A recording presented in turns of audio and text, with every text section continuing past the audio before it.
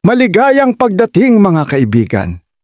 Habang yakapin tayo ng malamig na hangin ng taglamig at magningning ang mundo sa liwanag at saya, tayo ay nagtitipon upang ipagdiwang ang isa sa pinakapinapahalagahang panahon ng taon, ang Pasko.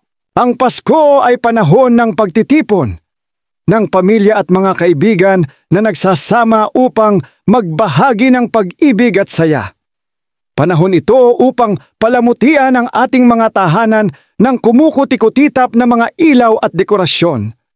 Bawat isa ay may kwento, isang alaala. Ang aroma ng bagong lutong cookies ay sumasamo sa hangin.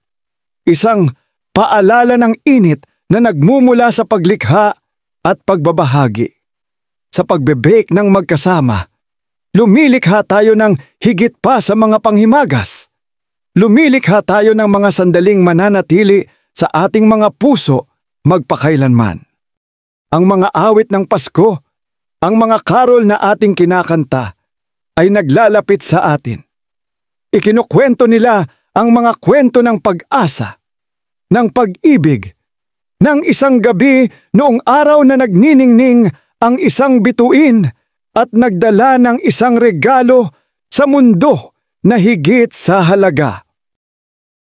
Ang pagbabahagi ng pagkain ay isang sagradong gawain, isang sandali upang magpasalamat sa mga biyayang natamo at upang iabot ang ating mga puso sa mga hindi kasing palad.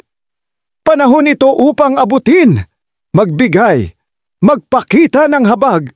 Ang mga regalo, maingat na nakabalot, ay mga simbolo ng ating pag-ibig at pagpapahalaga.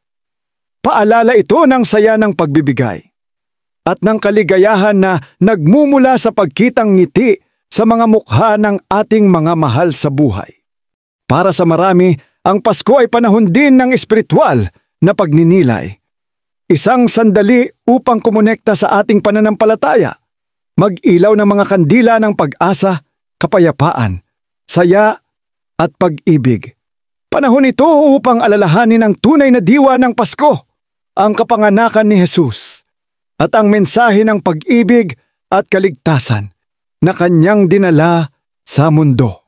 Kaya, mga kaibigan, habang ipinagdiriwang natin ang magandang panahong ito, yakapin natin ang diwa ng Pasko. Punuin natin ang ating mga puso ng pag-ibig, ang ating mga tahanan ng saya, at ang ating mundo ng kapayapaan. Naway dalhin natin ang liwanag ng Pasko sa ating mga puso, hindi lamang ngayon, kundi sa araw-araw. Nais naming isang maligayang Pasko na puno ng pag-ibig, saya, at kapayapaan. Naway pagliwanagin ng diwa ng Pasko ang iyong buhay.